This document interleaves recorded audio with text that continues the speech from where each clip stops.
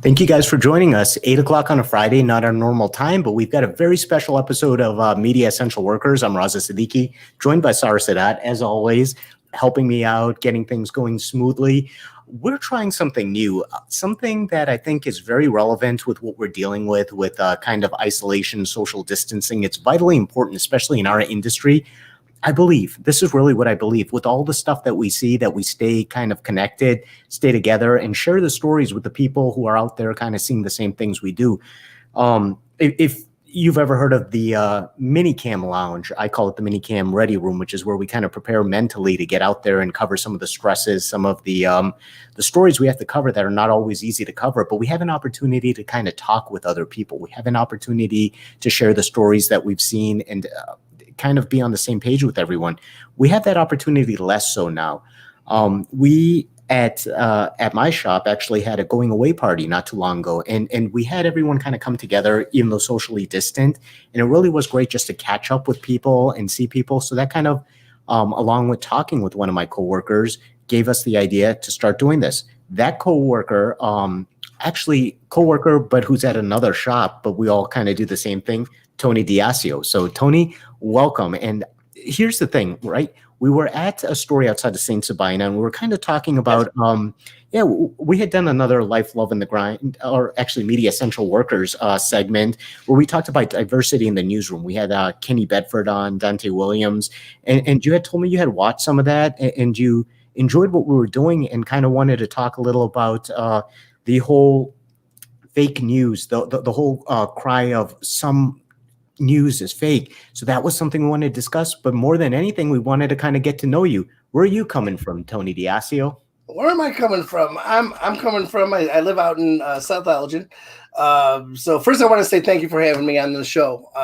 Man, I've known you forever, 20 years, and you still talk to me. So thank you for that. We've only known each other for 20 years. So yeah, there are days when I barely talk to them. Especially with these whole shows and enterprises we got going.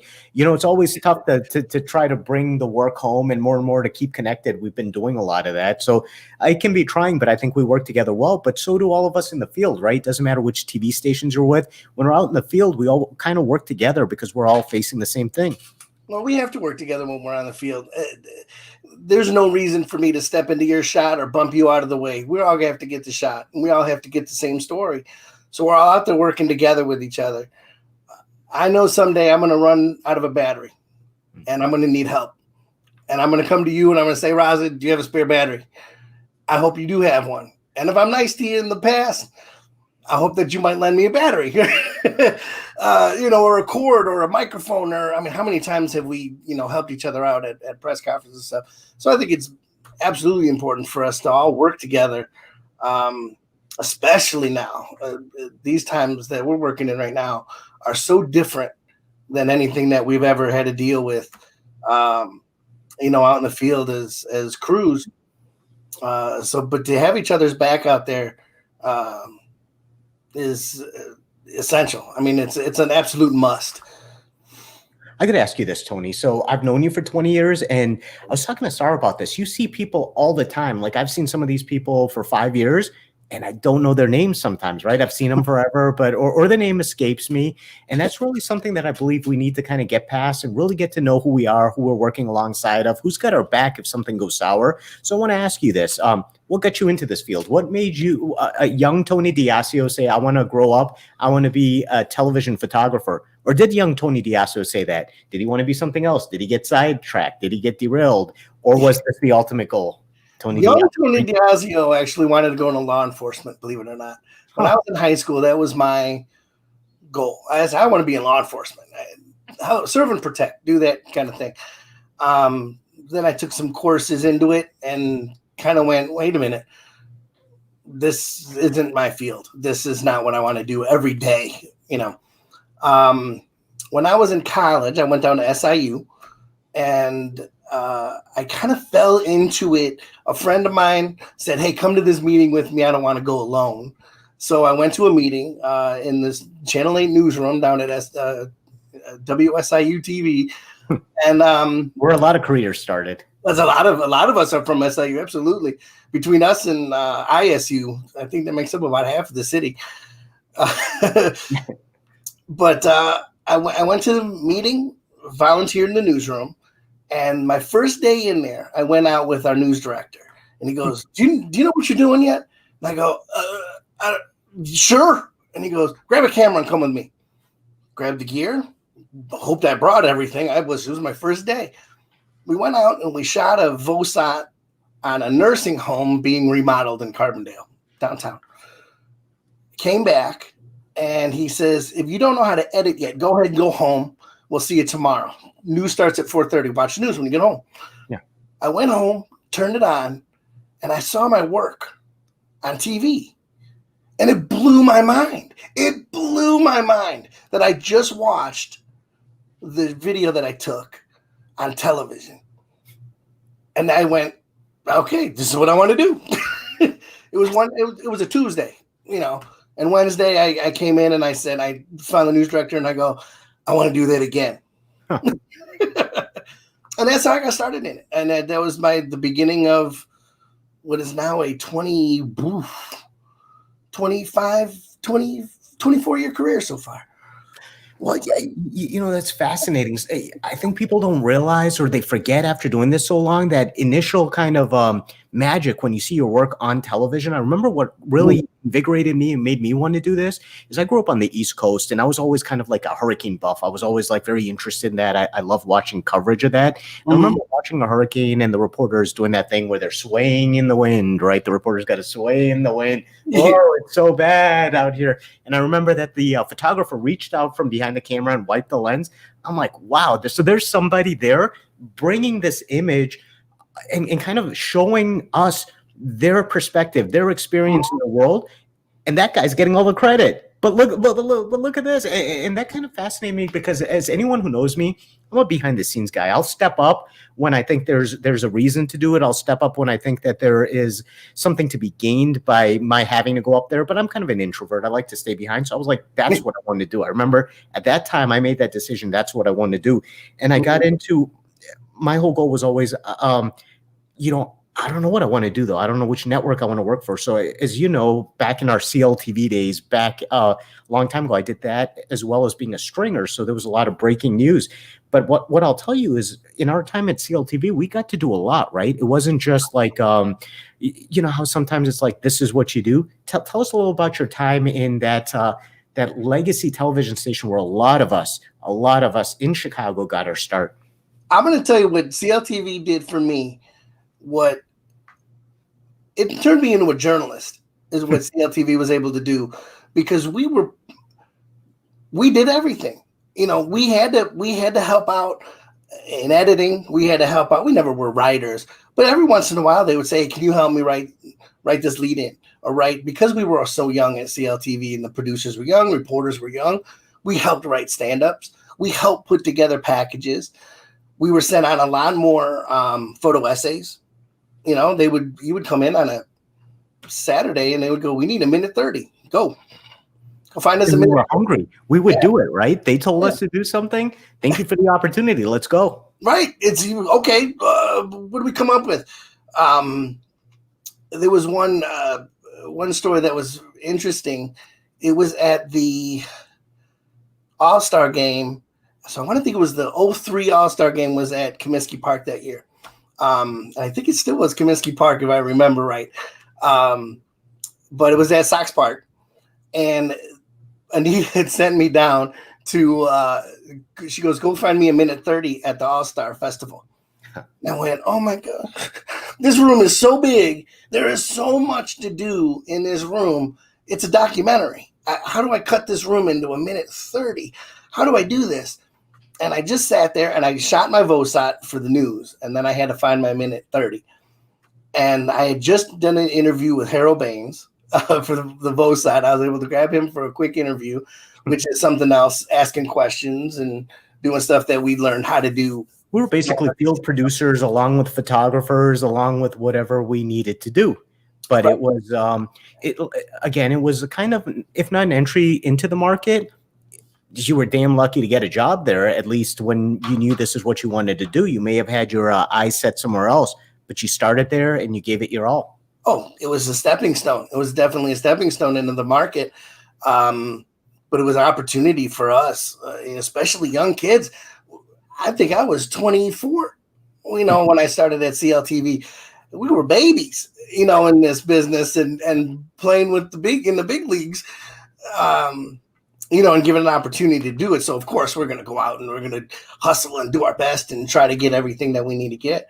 But here I was in this big room at the All-Star Convention and at the All-Star Festival, and I found a guy making Louisville Sluggers with Louisville Slugger Company, and he was carving bats. That was my story. That was my minute 30. This is what I found. I found a minute 30 of this guy, how to make a baseball bat. That grabbed your attention and were like, this is an angle I can focus on that tells a story maybe differently. Right, exactly. Something different. The VOSAT is going to be the VOSAT. There's kids running around. There's stuff going on. Come by tomorrow. Lots going on. But check this out. This is cool. This is neat how this guy is carving from a plank of wood, and he made a Louisville Slugger for me in 15 minutes. I just carved it down. I heard he's not the only one who can kind of do something with like spare parts, wood lying around. We were on vacation recently. We're going to get into this real quickly. We have some new viewers here. If you're just joining us, Media Essential Workers, we are talking old CLTV days with my buddy, Tony Diasio. A lot of us grew up at CLTV. We probably should have had the show earlier this year when they kind of, went where they went. But we got new endeavors coming up, right? Like WGN America. There's some exciting things on the forefront, but it's always great to catch up on what brought us together. You were talking about making things out of wood. You had vacation. Let's see what Tony was up to during his vacation. What is this, Tony? What is this? This is what you do with your old hockey sticks. My son plays hockey. I played hockey since I was a teenager. And this is what you do when you have a bucket of sticks sitting in your garage for too long. I bet your wife was glad when that got out of the house and on the curbside, huh? Even in the form of a mailbox. Yeah, I said I gotta do something creative with this stuff. I don't have enough to make. Now, a buddy of mine made a Stanley Cup, a full-size Stanley Cup with his broken sticks, and that thing is something to talk about. But this was just a small project. I needed a new mailbox, and the other one was falling apart. So I was like, how do I fix it? I got an idea. So you're so much far more handier than wood. I don't even know where to go with this. Do we have a commercial break we can go to real quick? No, we don't. I'm like, maybe I can commission one from you. But since you ran out of it, who knows at this point? But Raza, go out there, go in the garage and go play around. Maybe fix that old chair that you broke for me recently. If you're just joining us, we're on Media Essential Workers, where my wife, Sarah Sadat, is severely castigating me for not being as handy as our good buddy, Tony Diasio, who created this. Sorry, pop that up there again, if you would. Sure. Who was able to, on his vacation, create this beauty out of old hockey sticks, his own and his son's. Yep. This is beautiful. Absolutely. Thank you very much. It was a fun project to do. It kept me busy for a couple of days, and gave me something to do. Was able to kind of erase my brain with everything going on in the world, and sit in my garage with some glue and a saw, and it worked out, because if it didn't and it looked bad, my wife would have been upset with me. Get that out of the front of my house, right? What's that piece of garbage doing out there? So let's talk about why we're doing this, Tony. So we were talking about this kind of before we went on air, right?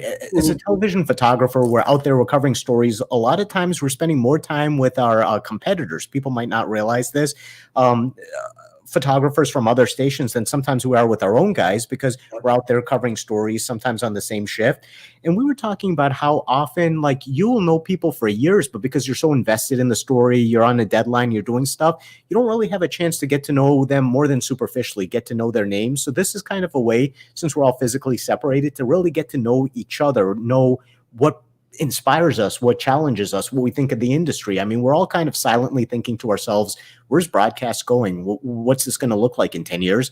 Why think about it silently? Why not dialogue about this? So that's why, Tony, you're here. You're here to tell us where you're coming from, Tony Diasio.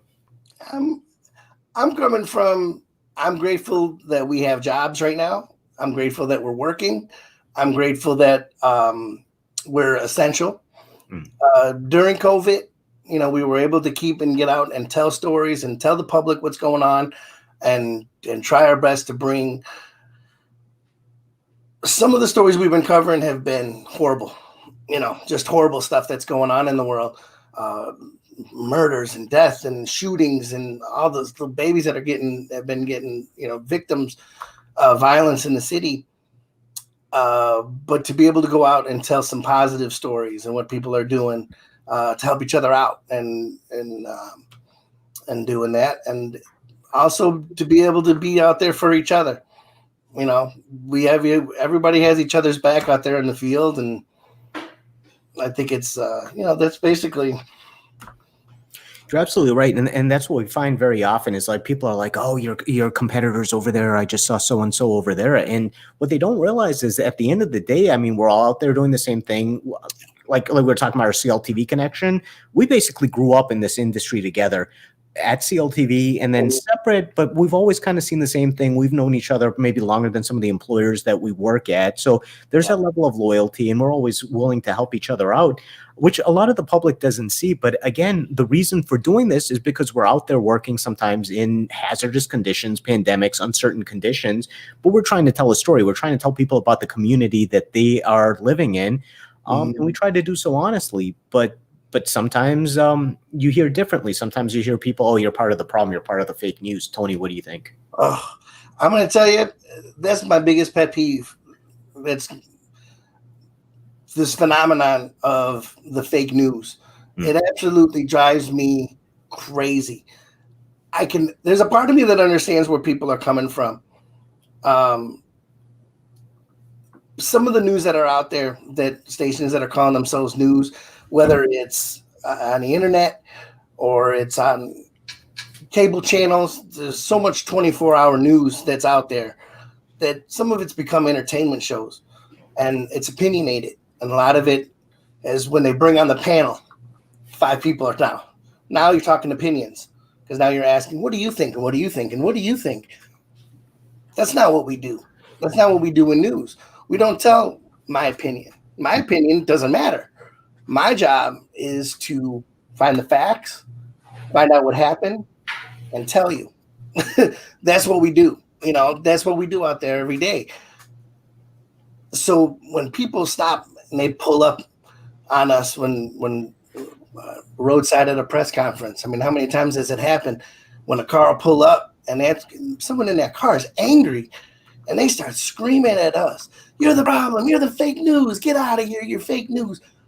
Come on. You see me standing here. You see that there's going to be a press conference, or there's a protest going on, or we're at a burning house. We're at a fire. We're at a scene. We're at a crime scene. Turn around. That crime scene is 100% real. There's nothing fake about it, right? Those police are out there. It's real. Fire department are out there. That's real. The family, they're real. What happened to them, that's real. Absolutely real. Tell that to a 15-year-old mother that what happened to her son was fake. See what her response is. We're covering that story. So our job is to go out there and find out who that 15-year-old was and tell the world who he was. Share his story. Who was this victim? How is this affecting his family? How is mother dealing with this now? And again, we're in local news. This affects the communities that we are part of, right? These affect communities that people that we know may know someone. These are people, there's an investment in there, right? There's nothing to be gained by having an agenda per se. Like you said, everything is real. Well, not just the agenda. I mean, you guys are going out there and covering this heartbreaking news left and right. And, there's always the good aspect, the happy, fluffy news that you guys cover where we found a puppy. I'm just kidding. But there's also that horrible aspect of life that is actually happening right now with homeless people not getting enough shelters or enough space because everyone is quarantined, right? How do you guys deal with this? I mean, honestly, at the end of the day, when Reza comes home, I'm like, here, do you want a teddy bear? Do you want a bunny? Do you want a blanket? What do you want to feel comfortable? Like, what do you have to say to some of give me my blankie and a beer and I'm all set. honestly, like, because you have been in this industry for so long, what is it that you can tell some of the other guys that are and the other girls that are listening out there who are in this news covering this hard stuff left and right? How do you just sit back, relax, and just absorb everything that has happened and yet lead a life where you can build a mailbox for your wife? That's actually a really, really good question. It's some of the hardest things to deal with, the things that we see, the things that we deal with on a daily basis, similar to first responders. We're not first responders. Don't get me. I'm not going to call us first responders. I always say we're second in line. We're second on scene. You know, we're the second responders trying to figure out what's going on. But to see these things day after day after day, and how do you deal with it? Roz, you kind of hit it on the head. A blankie and a beer sometimes makes the world feel a little bit better. But a blankie and a beer too much becomes a problem, you know, and it's a fine line between balancing that and having a problem with too many blankies and too many beers. Yeah. I used to do this thing. When I look at my viewfinder, I see a TV screen. So little TV screens. It creates a filter with reality sometimes. Absolutely. That's a filter because reality is out in front of me and I'm seeing it on TV right here. I'm watching it and I'm making the shots and I'm seeing it as this could be a flooded river or this could be a shooting scene. This could be a football game. It's all the same. It's happening in front of me and I'm documenting it. And I see it on that TV screen and I go in the truck and I put it together and I do my editing and I try to tell a great story. I do my best at that every day when I work. And once it gets on air, I drive home and erase this. You got to erase it. You'd have to do your best to erase it. But there's some stories that you can't. You just can't. That little boy up in Crystal Lake, AJ Friend, can't erase that. I'll never erase that. You know, I think it was the week after his story there was some closure to his story. You know, we figure out what happened with mom and dad and the whole, and, you know, they were arrested and now seen in front of a judge. That next week, down on the south side, was that girl who had the baby. Her baby she was murdered, the pregnant woman. Her name is slipping mine.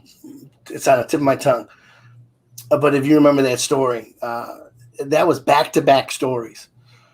You know, 1 month we were up in Crystal Lake, come in on Monday, and we were down covering that story.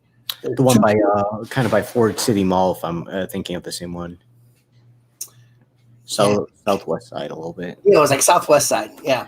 Yeah, that was a tough week. I remember that. And it was a horrible story. I mean, her baby was ripped from her. You know, and we're out in front of the house where the young lady was murdered.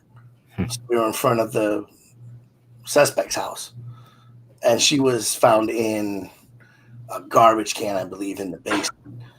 Anyway, to get too many details, gory details on this show, but when you deal with those stories back to back like that, my wife said to me, she goes, "You need a vacation. This is affecting you. You're not sleeping. You're having trouble communicating. You've been a zombie."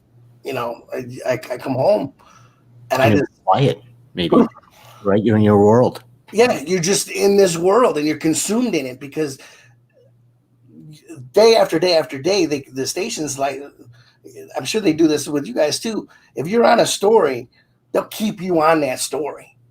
You know, for days in a row. You're familiar with it. You know the lay of the land. You know where to put the trucks. You know where to park. You know where the live shots are happening. You know where the press conferences are going to be held. They don't have to tell you anything. They say, "You're going back again." You know, here's go. Get on the air. So when you're covering a story like that, day after day after day after day, and I was working the morning shift for the majority of the time with that, and me and Mugo were out there up in Crystal Lake, and every day just was getting harder and harder and harder to cover this story. And then we started learning more and more and more about it. And how do you deal with that in your head? You know, I mean, and I asked that question a lot, and that's why it was such a wonderful question that you asked. That is, you have to learn how to deal with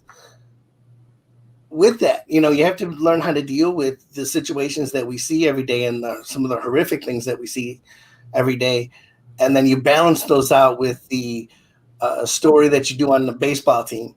You know, going to a College World Series was the break that I got from those horrible stories. I went and shot a sports story, and that was one of the best days I had at work in a long time, because I was, goodness. Yeah, thank God for baseball being back. I mean, I wasn't the only one that has questions for you. Carrie already is listening in, and she actually had a question. So not just around how to deal with some of the ups and the downs in the industry, but like, what are your recommendations for the next generation of journalists to just get started? It's not easy to pick up a camera and be a cameraman. I mean, I know that with this day and age that we live in, it may seem like it, but how do you get started? And what are some of maybe like your top 5 or top 6 things that you can tell the young journalists who want to get started with? Learn. That's a pretty loaded question, but it's a good question too. Learn how to enjoy what you do. If you enjoy doing what you do, you know, there's that saying, if you love your work, you never go to work, right? If you love what you do, it's not really work for you. It's more of a hobby that you're able to do every day. Learn how to do it. Learn how to be your journalist. Learn how to do it correctly. Learn how to do it honestly. Learn how to keep your opinions out of your reporting and document the facts that are in front of you, and learn how to translate that into your story. And if it's stressful for you at the beginning, don't hesitate. Don't hesitate to find a different avenue. Some people have it, some people don't. You know, some people can't. They just can't cut it. And this is one of those businesses that a journalist is a journalist. The storyteller is going to be a storyteller. And some people just, it's not in their blood. And I think it has to be in your blood. I think it has to be one of those things that you fell in love with early in your career, whether it was from when you were a child and you go, I'm going to be a journalist when I grow up. I'm going to be an anchorman. I'm going to be on TV. Yeah, I'm going to be a reporter. And those reporters are out there, you know, and there's people who wanted to do this since they were little kids. And then there's people that you find it, you fall in love with it, and you just go for it. And then there are the people who just want the celebrity of it and love the celebrity of it. And those are the people you usually find who, after a certain amount of time, say, well, let's see what else we can do. Like you said, it's really in your blood. And I'm going to weigh in a little bit, too. I know this question was towards Tony, but I always think find a good mentor. I know growing up in this industry, if there weren't people who took me under their wing and kind of smacked me when I did something wrong or complimented me when I did something right, I wouldn't be half the journalist that I at least think I am. Whatever else anyone else thinks, it's besides the point. I enjoy what I do, and I think to be successful, you have to find people who are going to invest the time to make you successful. Tony, tell us about your mentor. I'm sure you've had a couple in this field. Oh, I've had more than a couple mentors in this field. One of them is a good friend of ours. You know Vince Munyon. Yeah. Vince Munyon is a guy that I owe my career to. I met him when I was in college, and there's going to be 2 that I'm going to mention here. So if Kevin, if you're watching, stand by 1 second. But Vince Munyon, when I was in college, we went to an IMBA convention down in Decatur, and I had a question about something as silly as sequencing. Believe it or not, I could not grasp wide, medium, and tight. The sequencing in video. So for anyone out there who doesn't know what sequencing is, it's when you watch when you watch here, I'll explain this. This is actually pretty easy, and this is exactly what Vince told me. I got to tell you a story before you explain what it is. Yeah. I was a television photographer for 2 years before I once Googled what is the reason we sequence, and then it made sense. But it's like it's almost such an abstract concept until you really get down to it. Then you're like, that makes perfect sense. So, Tony, what was sequencing? Sequencing is this: you walk into a scene. Let's walk into a room. What does your brain see? First thing your brain sees is the whole room. That's your wide shot, the room. Then your brain automatically zooms into the table in the front of the room, the whole table. It's 20 people sitting in front of a table, right? So you see this wide room full of people. You see 20 people. Now your brain is going to zoom into 2 people. The main speaker at that table. Wide, medium, tight. That's a sequence. That's a sequence, and how your brain tells the story. I'm in this large room, there's a table and a speaker, right? So that's how our brain works. Our brain will automatically zoom into these things, and that's just what you focus in on. We can't just focus in on things like this with our camera, so we have to physically show you this wide room, a table, and a speaker, right? Yeah. So Vince basically said, picture a construction site on the side of a road. You see a line of guys working on the side of the road, and they're all digging. What's the first thing you see? And I said, well, a line of workers. He goes, wide shot. What's the next thing you see? And I go, maybe one guy. Goes, right. You see one worker. The guy closest to you. You see one. He's digging. He's shoveling. Now your brain is going to go, what is he doing? Tight shot. Shovel. Going into the ground. Coming out. In and out of frame. Right? Now I could cut away to anything from there. I can cut away to a shot of his face. This way. So there's a sequence. Construction. Worker. Digging. And he's sweating. Right? So there's a sequence. And that's how we tell stories. We always tell stories in sequences.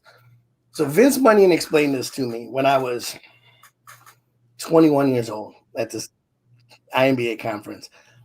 And afterwards he said, hey, we're late for lunch. We're going to miss this lunch because we're over here talking.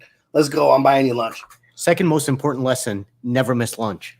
Never miss a lunch. Never miss a lunch. Angry photographer is the worst person in the world to be with. Hungry photographer is an angry photographer. They were horrible. So he takes me out to lunch, and after lunch, he gives me his business card. And he goes, you ever need anything, give me a call.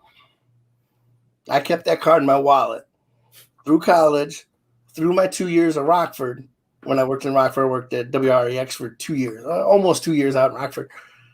And then one day I gave Vince a call. And he hired me. It's time. It's time. It's time. It was time to move on out from Rockford. And I went, I don't want to go to Madison. I don't want to jump around states. I don't want to go all over the place. I'm from here. I want to work here. My goal is to work in the city. Let me give Vince a call and see if there's opportunity.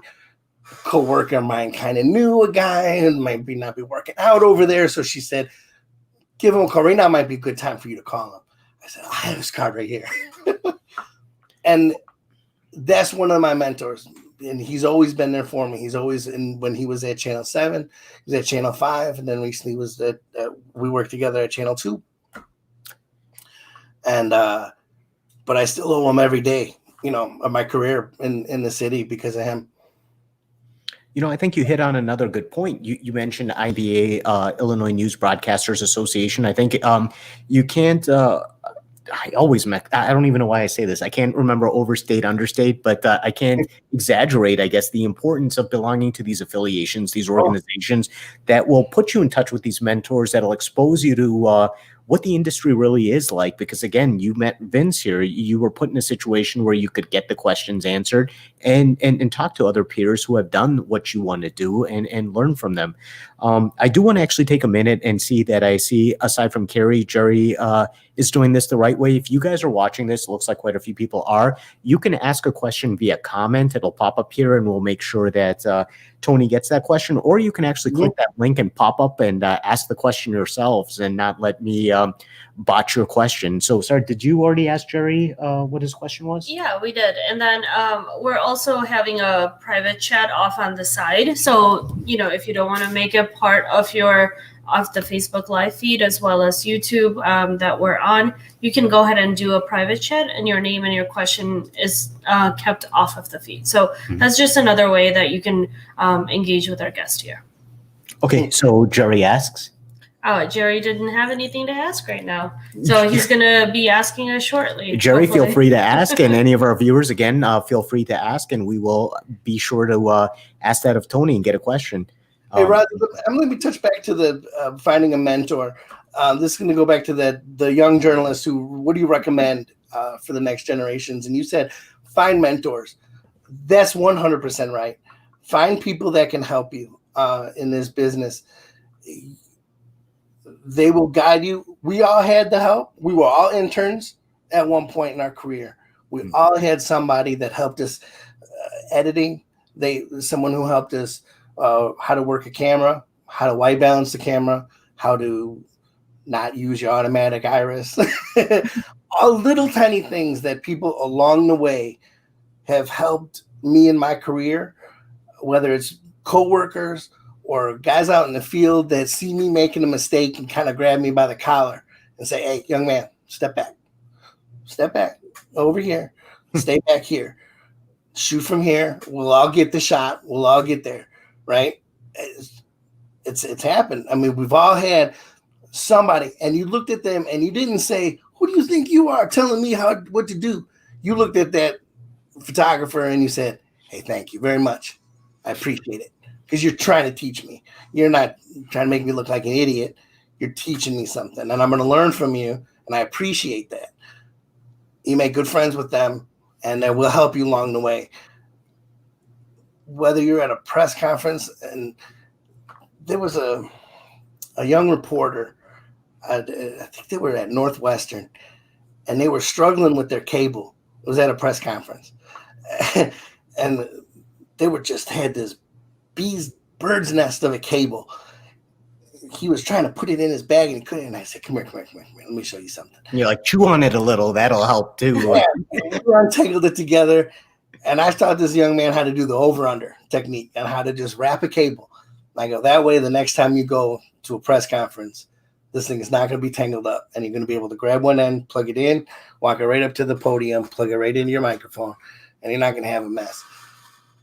Someone taught me that. And I was able to teach them that, so it's a give and take. And one day you will teach me that. You work this Saturday? If you want him out of the house, send him your way for sure, just to do something different. Well, I will ask you about that because, like you said, there's that level of professionalism. We started at CLTV. It was fun. We got to do a lot, but I'm sure you, like myself, would talk to the guys at the other stations, find out what it was like to work at a union shop, find out what it was like financially in terms of everything else, professionalism. We're in two different unions. You're a member of IBEW. John Rizzo being the business agent, we've had him on a lot of times. I'm the vice president of NABIT. We work at different unions, but the philosophy is the same, to kind of engage that professionalism and then compensate for that professionalism. Tell me about the first time you learned what a union photographer makes when you were a curious little guy at CLTV and how that impacted your thoughts. It blew my mind. I knew we were making minor league money. At CLTV, I was called CLTV AAA ball. We were playing in the minors out in Oak Brook, and we were having a good time doing it. And we all understood, as much as some of the guys did want to unionize while we were out there. We understood. It all made sense to us. But when it's time to move on and it's time to come downtown, when I came to WFLD, was my first job out of CLTV. I don't even want to talk about the money. It's a different contract. It's life-changing money. From what we made there to what we made at some of the downtown stations. But beside that, it was a whole different. It was a different atmosphere. It was a different way of working. It was a more polished way of working. It was more understood what your job was, and what you needed to do, and what your responsibilities are, and what someone else's responsibilities are, and what their responsibilities are to build the whole team to be able to get a product on the air. And that part was interesting to learn. Not that we didn't do it when we were at CLTV, but it was just a little bit different. We were younger, and we were all eager, and everyone wants to get our hands in there and do a great job. And we did. I thought we put a great product on. Some of these plaques that you're behind me are from CLTV, so we did good work out there, and it was definitely recognized. So the kindergarten plaque that I see in the back, that's also from CLTV, right? Just so we're clear. Yes, this was my first award right here, my kindergarten graduation. I can hear my wife downstairs laughing because she doesn't think my plaque you're talking about. Hey, that's important. I see 2 Emmys there. I see probably a degree, but then just to have another kindergarten plaque, that really sets this whole mood and perspective of where you're coming from, Tony Diasio. When we first moved into this house, I said, let's have a little award wall in the office and put a couple of my plaques up. And then my son graduated kindergarten here, and that's an award. That goes up on our award wall. And then one of the teams that I coached when he was little, we took second place in the season, and that's up there. That team picture is up on this wall too. This one, it looks like a diploma right here over my shoulder. This was actually an award my son won for his what was that award for? It was a CAD competition, like computer aided design and engineering. Mm-hmm. And he took first place in regionals as a freshman, and that was the plaque that he got for winning first place in regionals. So there was no way that he was going to be a journalist like you then, in that sense. No, there's a part of me that would love if he did follow in my footsteps. I mean, what father wouldn't love to have, his child follow in their footsteps? But I'm kind of grateful he's not. He's going to have headaches in his career, but I'm glad they're not my headaches.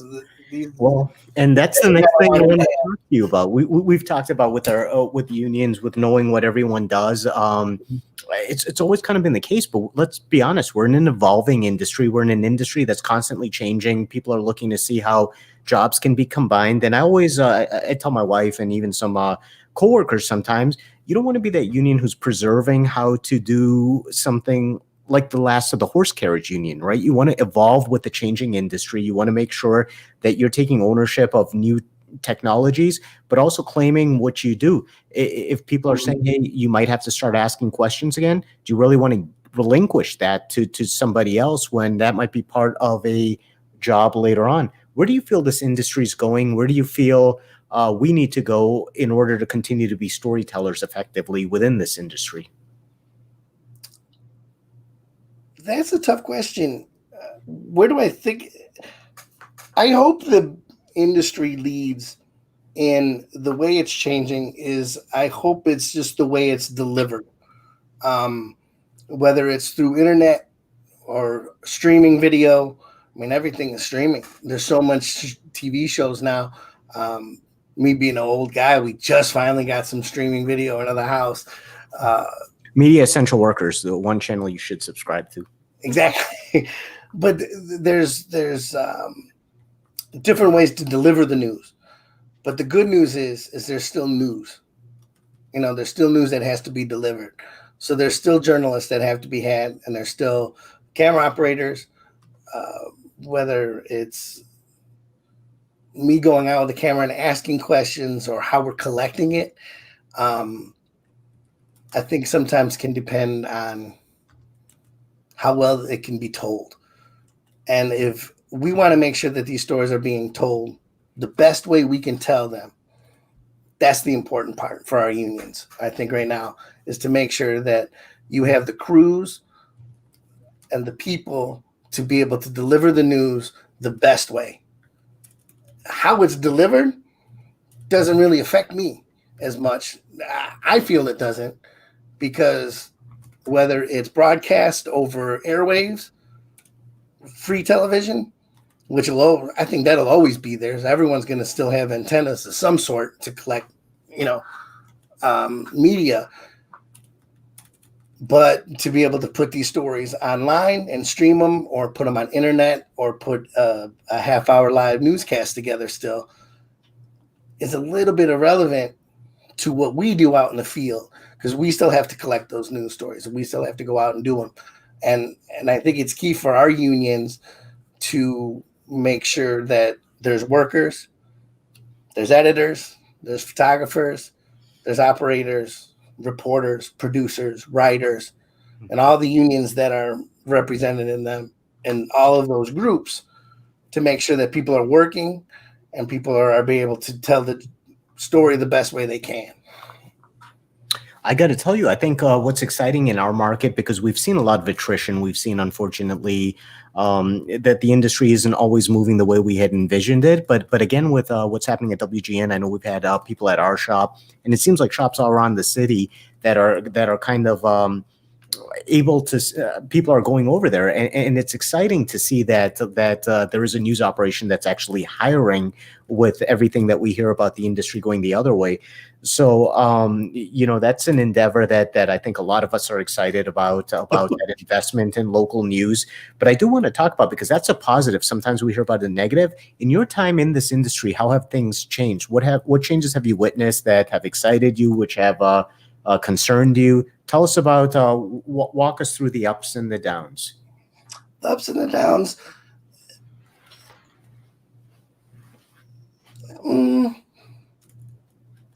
There definitely has been ups and downs through the years on how news is being gathered. I'm one thing that I am grateful for is, as I will say, our unions, both of our unions, have done a pretty good job about keeping jobs, keeping photographers, editors, producers producing, writers writing, reporters reporting. But you do see more and more, especially in smaller markets, MMJs, multimedia journalists that are going out and producing, writing, shooting, editing, doing all the work that a crew would do to put the story together. So that's. Does it concern you, Tony? Yeah, it does concern me from time, because it's more work, less people. So that's definitely jobs, and that's always a concern for anybody that works in any industry, to see a station want to lay off jobs or cut positions. You do see newsroom shrinking. You do see scale backs, and then you said this year's this big positive with what WGN is doing right now with their national thing, and they're hiring. I know guys that have been out of the business for years, doing other stuff, or working at production companies, or doing just out of the news business, are now back in the news business because there's opportunity. So I love that. I love to see growth. Stations doing some new things. You love to see more journalists having jobs, and you love to see, again, that investment into journalism. Again, a lot of these stories, I believe, are told because of that investment, because people are out there, turning over rocks, finding the stories. And sometimes when we hear about these cutbacks, it's really taking spotlight away from our community about stories we could do. And I think that's exciting too, that again, there's that investment into journalism within our community and local news. Mm-hmm. That's absolutely. This kind of goes back to a little bit of, we were talking about this earlier, this fake news phenomenon. And I think a lot of stations especially local news. And a lot of the companies are saying, we're the honest station. We will bring you the truth. We will bring you the news, the actual news, so no spin, no spin zone. Right. There's no fake news coming out in this station. But I think more stations are trying to clean up a little bit and protect their image by saying, we're not what you think we are. We're not what you think is fake news. We're telling you real journalists. We're real journalists. We're hardworking. We're asking the questions. What other stations have catchphrases? But it's true. And you need people to do that. And you need workers to do that. That got me back when the economy hit the wall in 2008. I got caught up in layoffs and I was out of work for about a year. Working at production houses. I freelanced at Fox News Channel for a little bit as an audio technician. Did some work there to try to make ends meet. And then stations, when the economy picked up, they were looking to add bodies again. They're adding more people. They're adding bodies to the field. And now with this fake news, you need journalism. You need journalists. You need people that the stations can put out there, they could trust and they could put out, and you're the face of a station, which is weird to say that I can be a face of a station, but I'm driving a billboard with a big CBS logo on it. I am the face of the station to the people that see me. That's why you don't be cutting people off or doing anything else, because again, you're basically the relationship of the station to those people who are witnessing that billboard. Absolutely. Exactly. But I'm also the person who's at that press conference. I'm the person shooting the interview. I'm the person I'm in your living room, either with a reporter or we're just collecting. I'm by myself and we're grabbing a quick interview outside your house. I'm in a big Channel 2 news truck. You're in a Channel 5 news truck. It's Channel 7, Channel 9, FLD. We're all in labeled vehicles. We represent our station, and the station needs to have people that can represent them in a good light and be able to say, people go, oh, yeah, no, I'll put on that station today because that guy was a pretty honest fella. The reporter, the crew seemed that I liked them. I'm going to watch their station, and then you watch the station and go, oh, wow, that was a really good story that they put together. And that changes people's perspective of what they think of us, as the news. Are we fake? No. But, some people do still have that in their mind, and we have to be able to be out there to change their mind out in the field. And that's, Well, I think that's a great point. Sarah, I see you're busy chatting away, having some conversations. That's some questions that are coming up. Yeah, no, Jerry was just basically saying that, there are new things every day. Never let your guard down, and think the only way to do things is not that only way, right? So you can continue to think outside the box. He is applying for WGN station, but when you see an old guy, he says he's 60 and still shooting camera. Great job, Jerry. When you see an old guy walk through the door, younger crew members see you differently. So continue to think outside the box and think that there's people who have been relevant and have been part of this industry for so long that, you can't never let your guard down. You have to continue to be vigilant. So, and I think the most important thing is people, I think if they view you differently, should probably view you as someone with experience. I know one of the big things about and what I love about working in a union, working for a union shop is we all get the same contract. We all get the same opportunities. You go in there, you get the skills, you've proven yourself, and you're able to have the same opportunities as everyone else. And I echo Sarah's sentiment. Congratulations, Jerry, for doing this and for finding an opportunity and applying for it. And we wish you nothing but luck. I mean, absolutely. Support that kind of an endeavor and that kind of an ambition. We need more journalists who have experience. We need more people in journalism altogether to keep this going. Absolutely. And I wish this guy the best. Still towing around cameras. I hope I'm able to still keep a camera on my shoulder when I'm 60. I think I just heard my wife laugh again. Well, it's funny because we actually had so this is the first time we've kind of done this segment where we have kind of talked and introduced people to each other, but we had Kenny Bedford on what was it, maybe 2 weeks ago. We were talking about diversity in the newsroom and issues of telling an inclusive story. And I remember he was kind of telling me his age, and I was thinking the same thing. I was like, wow, congratulations. I'm like, how do you do it? I can't do it at this age. And it's just, like you said, just to have that wherewithal to be able to do it and do something you love into that age. Like you said, it's never work if you love what you do. Keep doing it.